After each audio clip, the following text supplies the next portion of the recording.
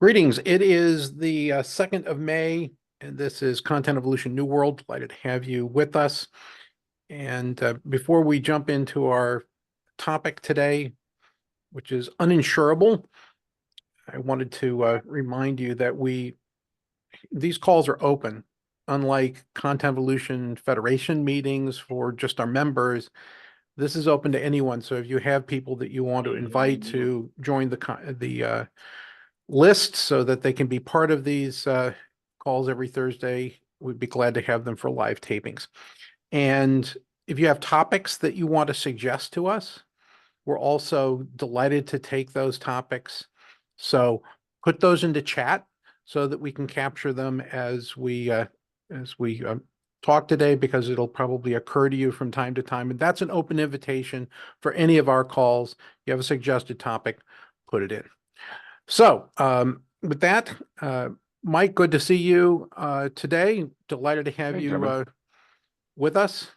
And thank you. Really interesting that we can hear you, but your microphone symbol is muted. So it's a phenomenon of technology. You can break through even mute. Okay, that's yes, it's a magic, and or my sound system on my Mac is wacky again this morning. So having to use my phone for the audio side. That explains it. All right, very good. So today's topic is uninsurable, and we're going to open right up into conversation pretty quickly.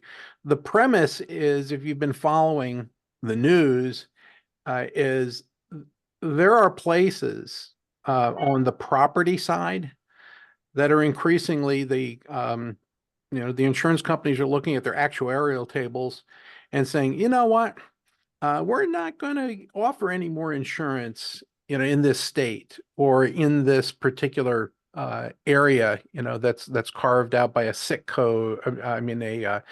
A SMSA code or something of that nature. And similarly, even though we have, a safety net in the United States, that there are ways to subscribe to insurance, some of that doesn't actually meet all the needs after young people leave their parents' insurance, policy. So I think that the people have the ability to opt into insurance, but they may be, if they're gig workers or other parts of the economy, they're probably underinsured, right? Relative to the catastrophes that can hit you. So at any rate, that's our topic, is that I think that these tables of the way that people are looking at them are changing pretty rapidly. And, from a real estate point of view, I'll just make the observation that think about really top shelf hotels. You haven't seen any of the major hotel companies, put up, properties near coastal areas, right, in any quantity for some time now. They're staying with the properties they have. Most of that expansion has been in the mountains, ski resorts and so on and so forth. There's been a lot of, money shifting into that area. And they understand their portfolios and they know where their risk is. So I just, all you have to do is use your senses and you'll see that, things are happening. So I want to open this up for discussion. And if you have observational information about the reinsurance companies that are insuring the insurance companies, that's also fair game. Mike, anything that you want to add to that hypothesis before we get underway? And I heard Tim's voice, so you'll be right after Mike. You covered it very well. I think, having some personal insight based on, where I was born and raised, since, a number of the family have places on the beach and in the hills, so to speak. This is a significant challenge. And when we start thinking also, as you were saying, about how do we ensure that, the supposed beauty of the gig economy for a lot of people doesn't strand them in terms of, basic medical and health insurance, and I think that there's an interesting recalibration. I think I've seen this and benefited from it to some degree of coastal real estate, but when you look at that promise was us getting a nice piece of property and developing it. What wasn't happening? Well, nobody was thinking long term, and nobody had seen the models, climate change and what it would do to the coast. And I think one of the more it's hard to work up a lot of sympathy for a multi-billionaire who might be losing part of his beachfront property in Hawaii.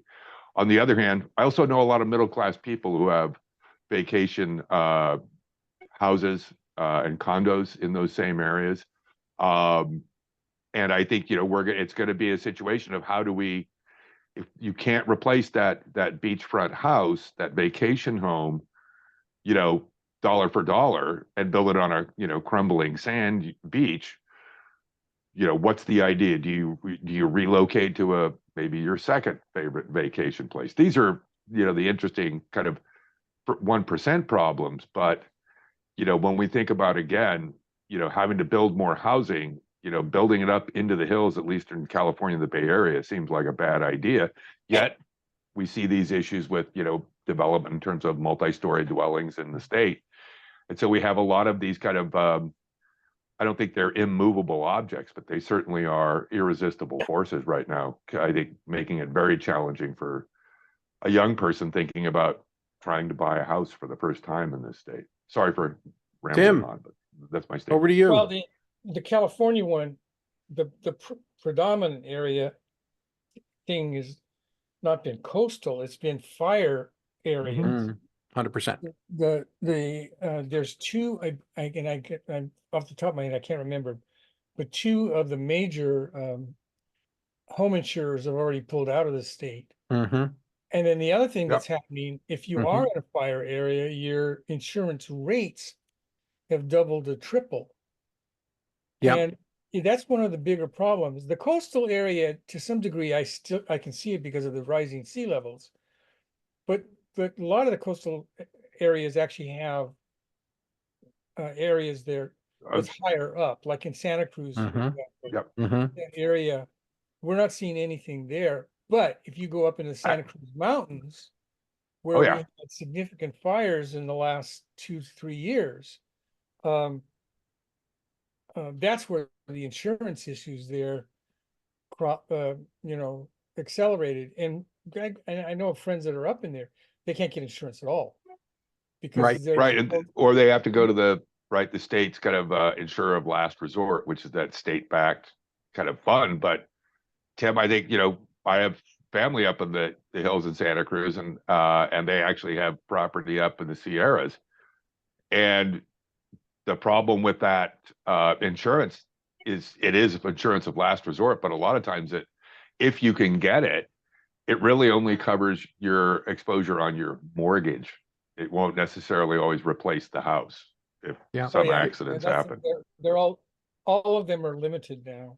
Right, exactly. And I would say that from a because insurance with its mathematics is basically casino odds of something going to happen. You're running against models that you want to be the house, right, in terms of being able to make money over the moderate term if you're a normal insurer, long term if you're a reinsurance company. I wonder how long it's going to be before things like Cascadia fault, all right, start to factor into, all right, now what should we be charging, right, across the Pacific Northwest, right? Because we're beginning to see that, that model's looking precarious, and we should start to factor that into and get that to move into the rates for our insurance companies that are doing business in that region. It's just interesting. I see Jeremy DePrisco, and Jeremy, you're new to Content Evolution NuWorld. We're delighted to have you with us. Your comment, question? Yeah, thanks for having me. Yeah, this is a topic that actually I've been affected by directly on the health insurance side, but also on the home insurance side in a couple of unique ways. On the insurance side for homes, I'm in an HOA situation right now. And as you may know, with an HOA, typically you have the homeowner's policy, which is studs in, and then you have the group policy for the complex here, which is studs out.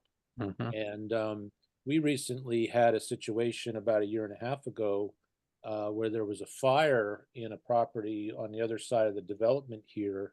And it turned out everybody was fine. There weren't any injuries or anything, but it was a complete loss for that property. And as a result, our rates went up pretty much over double. They pretty much doubled, a little bit more than doubled. Mhm. And the difficulty of finding an actual insurer was the real problem. From what I understand, they went through 13 different companies trying to find somebody that would insure this complex again at that group level. So my question to now this is just a question I think to myself now, well, what happens if there's another fire? And where does it go from there? And we're not even in necessarily a place that's like the California wildfires or anything like that. I'm right outside of Philadelphia, so climate change may impact us in certain ways, but this is just a regular house fire from a cigarette, I think. Yeah. I suppose that, like commercial insurance, one of the things that you could do as a homeowners association is to consult with, your current insurer and or others that you might have in consideration for future, and say, what can we do to mitigate risk? Mhm. Right? Because if you invite them in and say, oh, well, you know what? You should have more sprinklers. Oh, you don't have any sprinklers. All right. Well, the unit should probably have that. All right. Or you should have fire extinguishers in the hallway, whatever. All right. In commercial, they regularly come in and look at the situation and offer ways, to create a safer environment, because it tamps down their risk as the insurer. And if you participate more fully, it can actually lower your rates. So that would be my first instinct, is have a conversation and have an active program of lowering the risk so they want to stay with you in the future. All right. Because a lot of times, when they say no, it's already too late because they've done the factoring and you haven't been in that conversation. Right. Okay. Mark Prinsky, your hand is up, and delighted to have you with us. Hey, nice to see everybody. It's interesting. I think it's important to separate out health insurance from home insurance. Right. They're not even close They to are each other. different. Absolutely. Oh, right. But here's why. I mean, the home insurance, people like to live in nice places. They buy homes, they think it's good, but there's always risks involved. And those are their risks. And Mhm. when you buy a place, it's your risk. And then some people come along. What is insurance? Some people come along and say, "Hey, I can make money by saying, I'll take a part of that risk on me, right? And that's just a business that they can have or not have, and that you can avail yourself of or not avail yourself of. And if if you think the woods are paradise, you build your house there and they burn down and it's not paradise. And the that's you. I don't have much sympathy for that. But the health insurance is very different, because people really, our health system is such that if you don't have insurance, you get something big, you're going to die, right? It's more or less that. And so the government steps in to whatever extent, and provides the health insurance, or to the extent that people don't think it's a good business to provide health insurance. And it may not be. I had long-term health insurance for a long time, through a company, paid a fair amount of money, and then they just wrote me one day and said, "We're not doing this anymore, and we'll give you this settlement." And that's, I think that I'm much more for the government being part of that, for us all saying we should make sure that we all can get health care when we need it. But why should we even I'm not sure why we're having this discussion, Ray, property, except that it affects each individual and they love to have insurance. But it's a business that people just decide whether they want to do it or not. So that's my, Well, Well, we're simply looking at this from the standpoint of, the landscape is changing and not everyone has the same level of situational awareness, right? And so there is a lot of caveat emptor here. There's a lot of, are you really sure, after a natural disaster, right? Are you really sure you want to rebuild, where you are, given, the fact that the risk profile is changing? So that's all part of this too. By the way, on the health side, which highly correlates to, the situation that I have here is, my spouse, has, a chronic health issue, and I'm completely disincentivized from thinking about any other place to potentially live because I'm a mile away from one of the best emergency wards on the planet. All right. And, just up the street, we're part of the Duke Health, system, which, for all intents and purposes, like concierge, medicine, right, for us. And, uh, if you decide, oh, I want to live in the mountains, or I want to, that's fine, right? But then you're a helicopter ride away from, what I have, instantaneous access to. And that factors into our thinking, right? Because we think we're in an ideal situation for this stage of our life. I think I heard your voice, Mike, trying to jump in.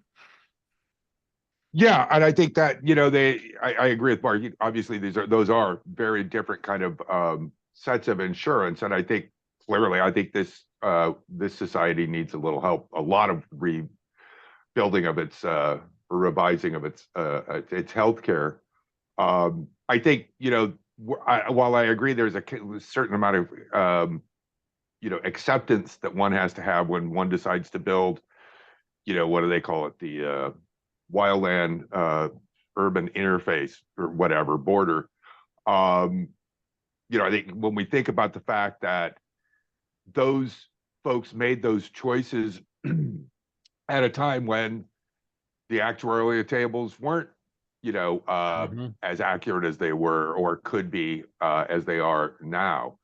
And certainly, if that's your second home, it's easy for us to say be less attached to it and move your vacation home, find another place to have vacation. I think that there will have to be, some government incentives.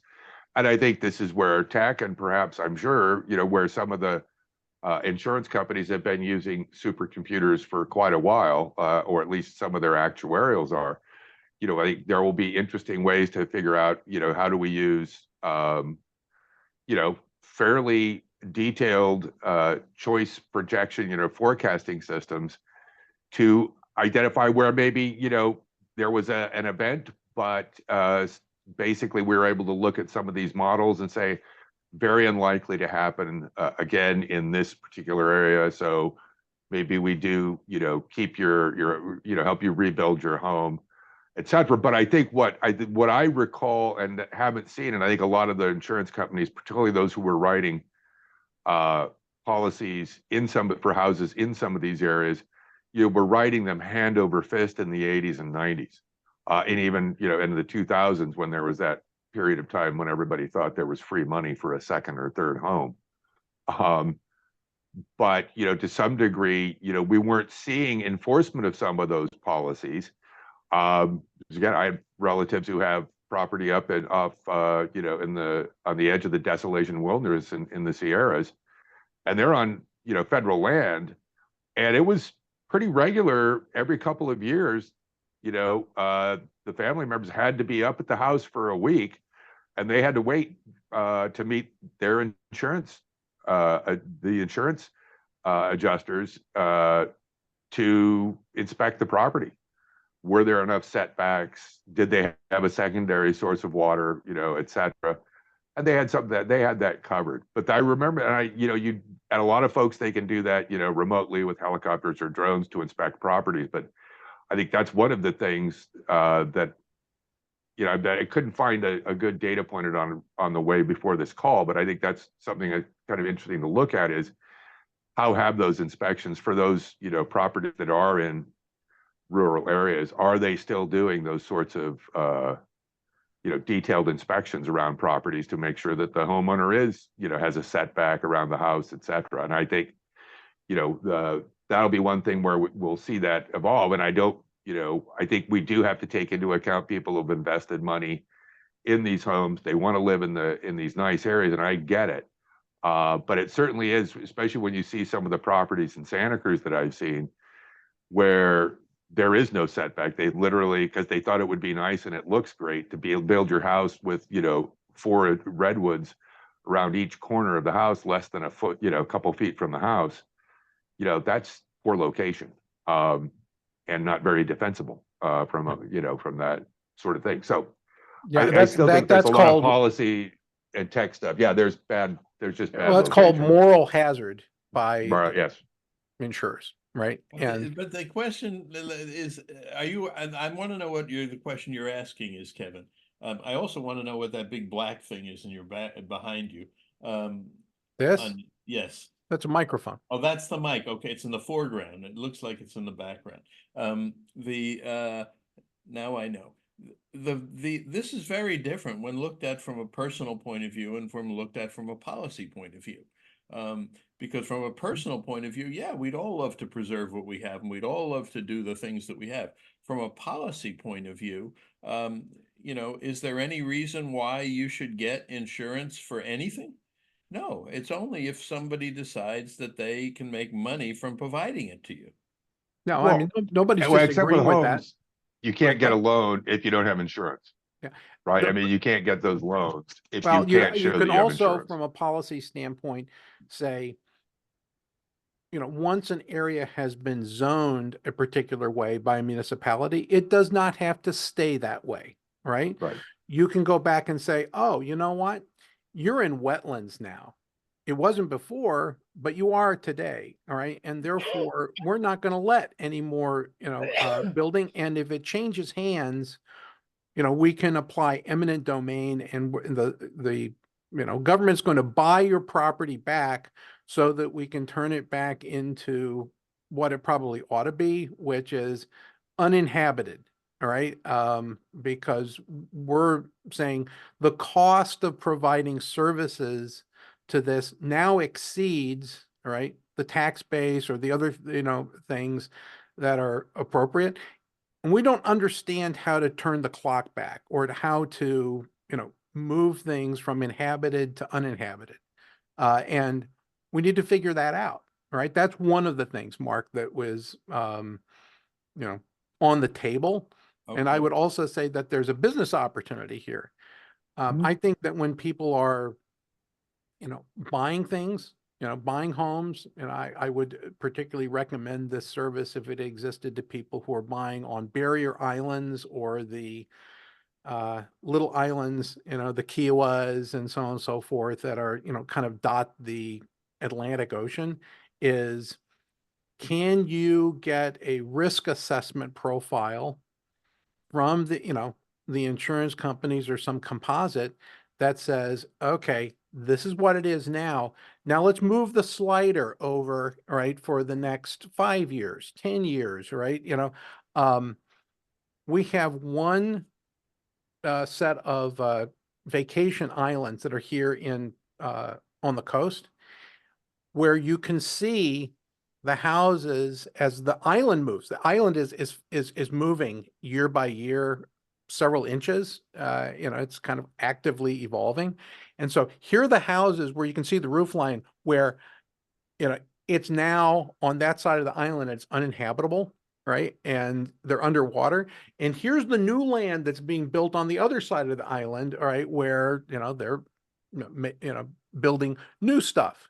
Well, that's an interesting, gamble that you're taking if you like, being, taking the ferry out to that island, right? So anyway, those are the kinds of things that I'm thinking, all right, they don't exist because the realtors are not going to help you. And, you need to get help from probably some other service that doesn't exist at the moment that would give you a risk assessment. And you have to make your own trade-offs, because if 100%. suddenly a fault opened up under your house or whatever it was, and your house became much more risky, you would have to trade that off versus the factor of being close to that hospital, which is very important to you. So it's but the individual trade-offs are different to me than the societal trade-offs. So a societal trade-off is where the society says you can't build, like when on Fire Island in New York, when something happens to a building, you can't rebuild it. It's just, we don't allow it anymore because we said we're going back to the national stuff.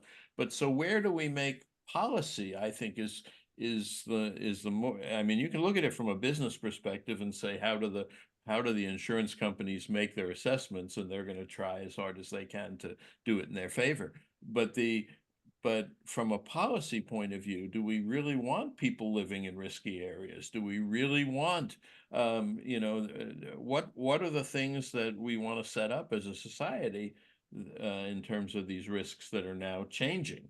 Because that's exactly what you said, Kevin. The risks are not static anymore in a particular place. They are dynamic. Yeah. Now you're at the core of why we brought this up. It's a dynamic area, and it's worth having a discussion because it cuts across all those dimensions. It's private, it's individual, right? Do we want to actually tell people you can't do stuff in a place that culturally values freedom a lot, right? Well, you do that, generally, you have to have really good rationale. Right. Let me just see. I'm going to go and finish my book, but thank you for bringing this up. This was fun. I hope to see you all soon, and I hope you all read my be beta readers of my book. If you did you put it into chat so that I will. Well, I'm going to send out an email to everybody. Do that with a request, and I need to finish the book to read my final read. So yes, I'm going to do that. I will. Good for you, my friend. Cheers. Okay. See you later. Let me call on some folks that we haven't heard from. Bruce, you've got your camera on. Mike isn't on yet.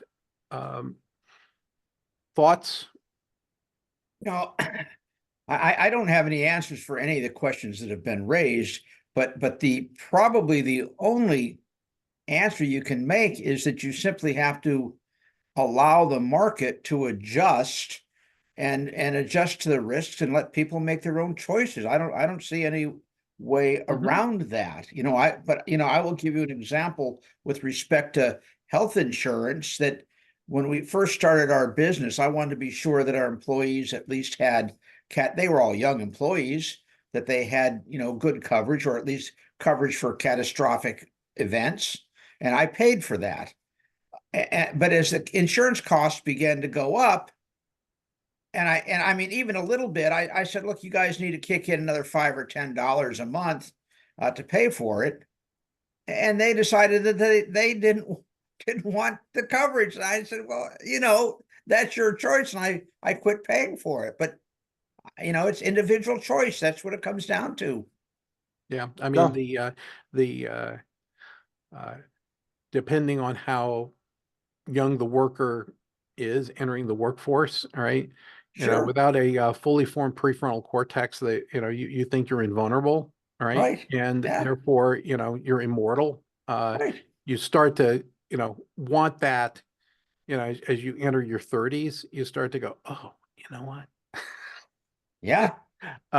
So anyway, it's absolutely the case. One of the things that we did here in the Triangle, we had a conversation recently under the banner of Triangulate. That's our kind of Innovate for the Region conversation that I have with Chandra Storiston. And we said, you know what? The entrepreneurs here, anybody who has an entrepreneurial instinct, when you go out and talk to these folks, and they're coming out of college, they kind of bifurcate. And some of them say, oh, I want to go get a job, all right, because, I want a job that, pays it decently, and I want benefits, and I want a retirement, and I want to start to make contributions to that. So there's a whole group of people who have that mindset. Where it comes from, you can make your own speculation. There's another group, all right, that think more entrepreneurially. I want to start a business. I want to go out and do this, that, or the other thing. We said for an incubator, maybe for the ones that are here in this region, and Rob, participated in this conversation, Rob O'Regan, who's here on the call.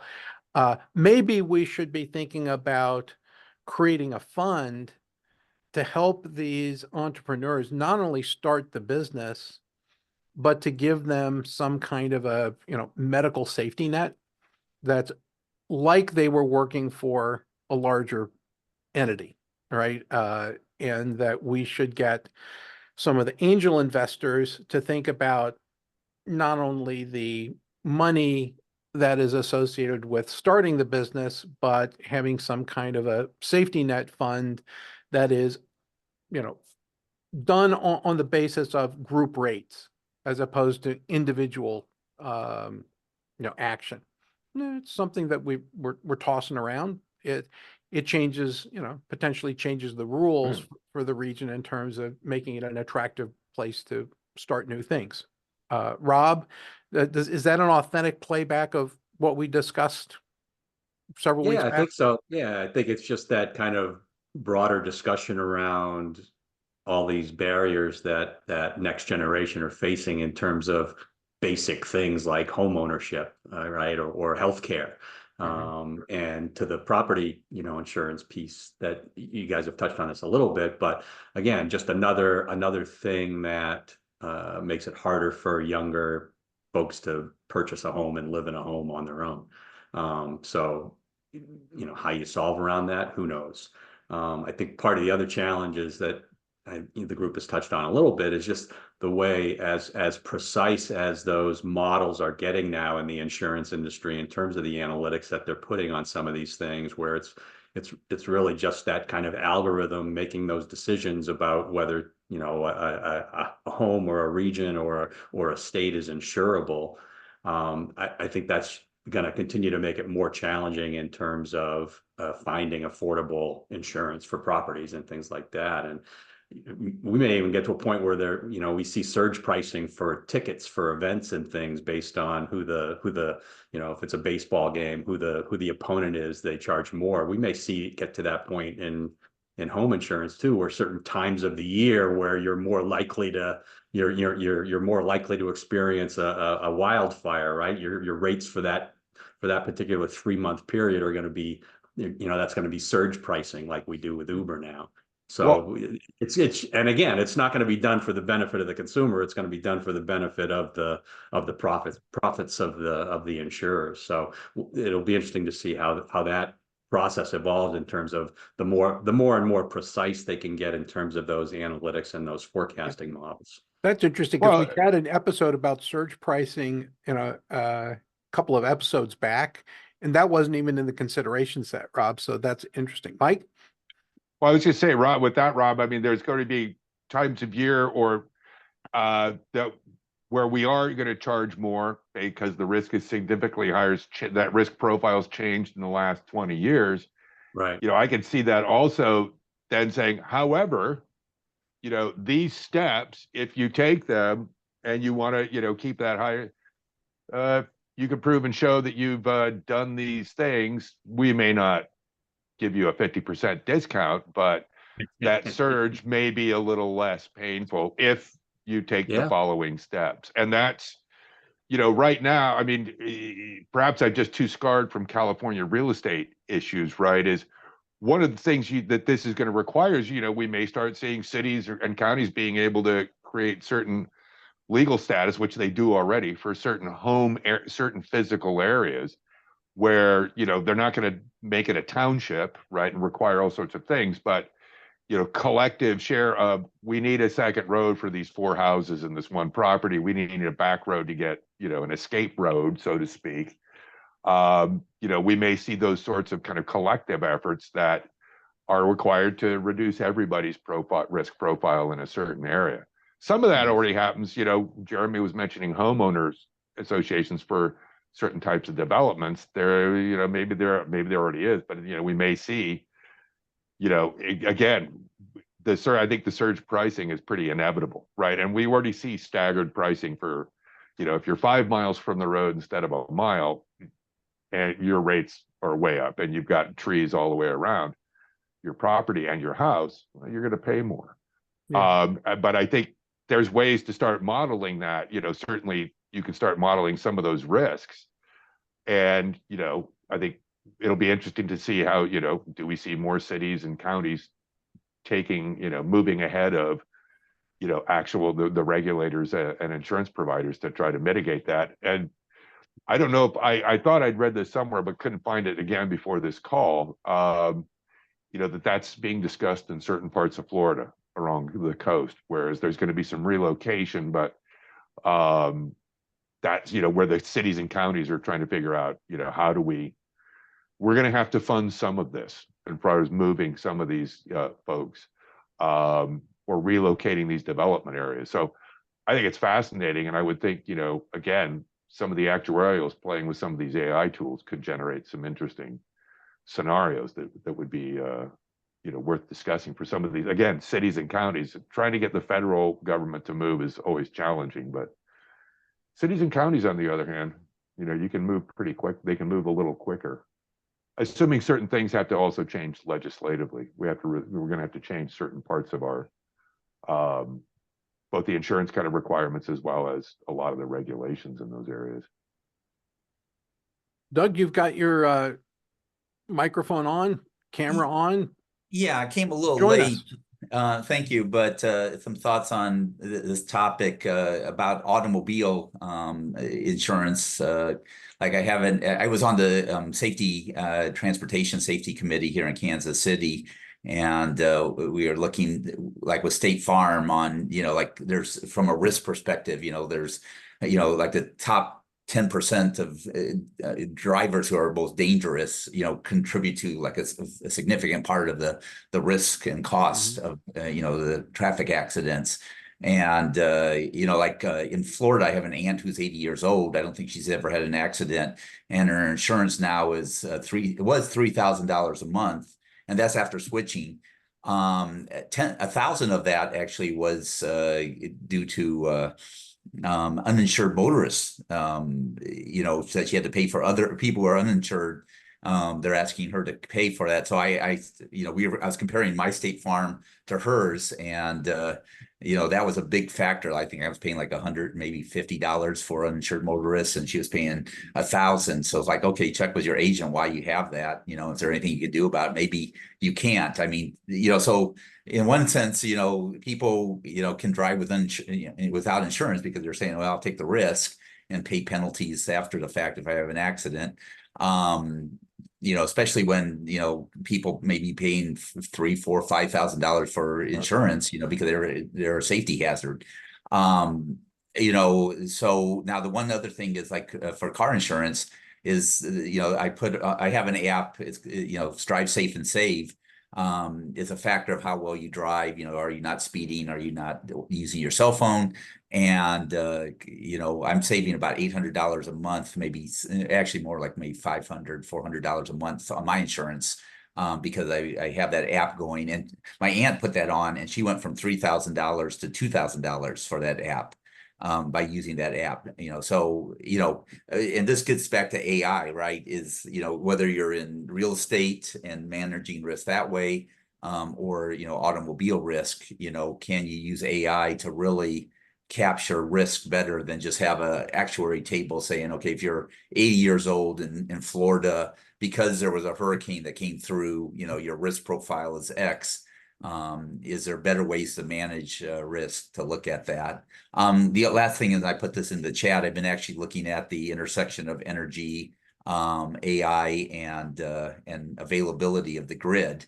And I'm starting to get a little nervous about this because, like, the average person, household loses 7 hours a year that doesn't have grid, which, like, 7 hours, well, that's not a big, maybe it's not as big of a deal, but if all of a sudden you lose energy for, the grid, backup energy, AC power for, a week, or a month, what does that mean to your life? And from an insurance point of view, like, I'm thinking about, well, maybe should I buy a 1 kilowatt hour backup battery system? My vehicle, I have a hybrid, and it has a 1.5 kilowatt hour generator in it.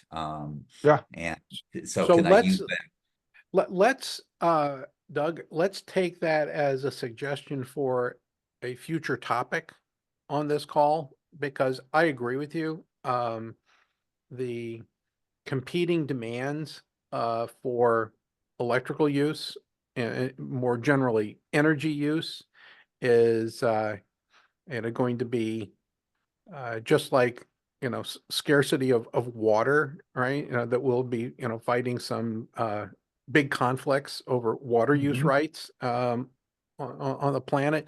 The same thing is going to be true for electron availability, right? Unless we start to harness fusion or something, dramatic, right? Yeah. Like, I remember, the Back to the Future, in the car had the Mr. Fusion. You could put in, just banana peels and it would create, I said, yeah, every house needs a Mr. Fusion, right? Exactly. So let's try to bring that to the table as a topic. Mike, does that sound good to you?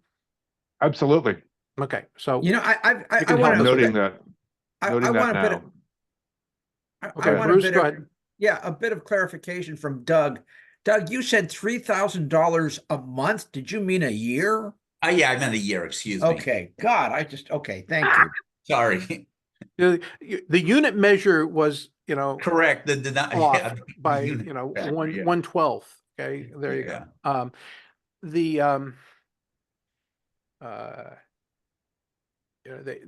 notional idea of, I think those fobs that you're talking about, the monitoring fobs in your car, it was, I don't know if it still is, it was illegal in North Carolina because they did not, agree with the privacy tracking, intrusion, right, for the benefit provided. So anyway, it's interesting. I would think that you could probably get the same benefit, with, sensor laden cars by just getting a download periodically, as opposed to it being actively, transmitted, whatever, right? We can have all kinds of conversations. By the way, I'm going to be needing to conclude the call 5 minutes prior to the top of the hour today because I have another commitment that I need to arrive at on a timely basis today. Yeah, So one comment yeah, to your go ahead, Doug. Yeah. Yeah, so like in Europe, they with this safe autonomous vehicle driving systems. I was going to ask you about that. Perfect. Yeah. So basically, like, it's level 2, which means that you need to be the captain, and then the AI does the co-pilot, right? It keeps you lane keeping or speed control. But people are ignoring that, right? They're reading books and so forth. And so, like, in Europe, they're saying if you turn on any of this autonomous automated technology, ADAS technology, you have to have a driver monitoring system to be watching the driver to make sure they actually have a camera inside camera to nag you. And in fact, the National Traffic Safety Administration has gotten to Tesla and saying you're not nagging people enough, because Tesla says, okay, you need to, you're even though we call it autopilot, even though we say, yeah, self-driving and full self-driving, you're really level 2 technology. So you're not nagging enough. And so they actually, the new firmware that Tesla put up nags you more if you're not paying attention. And Mercedes just came out with level 3. You have to be going 40 miles an hour on a highway. which means that just more stop and go traffic, but they are now level 3 where you could be reading a book. But, so it's going to be interesting to see, how AI gets deployed and looks at your risk profile, whether it's property, right? Like, like, okay, yeah, instead of just a general risk profile, in this area, we look at your specific house and say, okay, what is the risk profile of your house and how to insure it? And then same with cars, like your risk profile. And, if all of a sudden your insurance is $3,000 a year versus, $500 a year, and maybe you'll change your risk profile. So what can you do differently for yourself, to lower your risk factors versus just your general risk? Yeah, I mean, it's interesting. Right. And I can imagine, all right, at some point in the future with the kind of potential liability that is being incurred here, that, when you buy a house in some places, you cannot buy the house unless you have a certain amount of property insurance and other, things associated with it. You can't, generally, shouldn't be driving a car, can't drive a car without, real insurance. However, the additional risk that comes along with autonomous systems is, all right, now who's liable? Was it with the person that, turned the system on? Was it the manufacturer that installed the system? Is there shared? So if I were looking at that, I'd be saying, gee, you know what? If I were, Tesla or Ford or Toyota or any of the companies that are offering that level of technology, is I might tell you that when you're buying the car, we're giving you an additional insurance policy that comes with the cost of the car, right? And you're getting it simply because if you get into an accident, all right, there's liability, and we have to have some protection, right, as the manufacturer, because the manufacturer is now driving the car, right? Right. Right. Yeah. When does liability shift, right? Yeah, and so they're going to cover themselves by having a certain typology of additional insurance that just comes with the vehicle itself, right? Right. And we're just on the edge of understanding what the ramifications are and the liabilities and who's liable and blah, blah, blah. But, guess what? It's a new opportunity for a new kind of policy, in my humble opinion. Right. Well, my mom lives in a retirement community apartment, and she has to have renter's insurance to be renting there. And I need to double check with her is how much liability insurance is being covered. Now they say it checks the box. So like if she leaves the stove on and it catches fire or leaves water running, how much, what's her liability on that, and is it covered or not, right? So going to your point is, people don't even think about it. They say, okay, I gotta get insurance, but it's like, okay, well, I just look for the cheapest, right? And then you realize how much insurance you really have when something bad happens. Yeah, that's right. Yeah. I mean, they usually talk to me, pretty quickly because, on the property side, because I take high deductibles and they know that I'm writing a check too, right? And Right. so I've got skin in the game. A lot of big companies don't even have insurance. That if you have enough cash flow, Yeah, they self-insure. they self-insure, right? They may well retain the back office services of an insurance company to administer their self-insurance, right? Especially when it comes to employee benefits and things of that nature, that there's a labeled company doing it. But at the end of the day, the pot of money, right, that's normally set aside from premiums is sitting on that big company's books, right? Right. And they're actually writing the checks, and it's getting distributed through the third party, all right, that was retained, that has expertise in claims management and so on and so forth. That wouldn't be Boston Consulting Group. It's not a core competency of the company, but they got plenty of money to, be able to, handle that. And then they don't pay any of the, up cost, right, for, the insurance company's financial model, right? They completely bypass it, and they probably save 40% on their premiums as a result, because that's the margin. So I mean, let's go to final thoughts as we get up to the 5 minutes to the hour. Rob, any other things that come to mind that you want to share today? No. Yeah, I think we're good. It was a Thanks. good discussion. Thanks for joining as always. Welcome you to invite others and suggest topics to us. Jeremy, thanks for joining us for the first time. Any thoughts, comments today? No, this was really good. I think we could probably have a equally long discussion specifically about healthcare. And maybe we could loop back to that some other time. I know the idea of it being a choice is partially true, but there's also a discussion that's always been going on about how much of that choice is really a choice, because if somebody goes in the hospital and has a catastrophic event, we all end up paying for it in some form or another. Right. So Right. I think there's more to be said on that topic, perhaps another time. Yeah, well, it's standard operating procedure to privatize profit and to make the liabilities public when it gets big enough, right? The reinsurance company, in many cases, for lots of things, is the government, not, the reinsurance company. Bruce Parks, any other thoughts as we get to the top of the hour?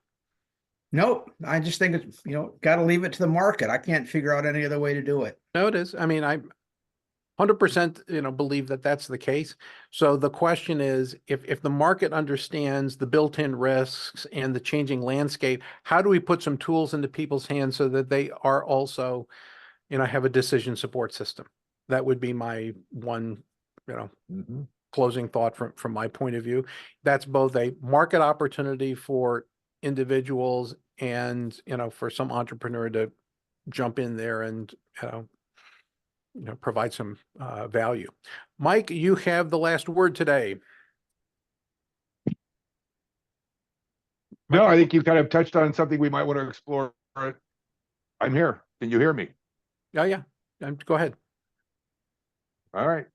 No, I think you touched on it in terms of pricing and information and what's public versus private risk. What you were describing, I think that notion of what came to mind was asymmetry of information asymmetry, right?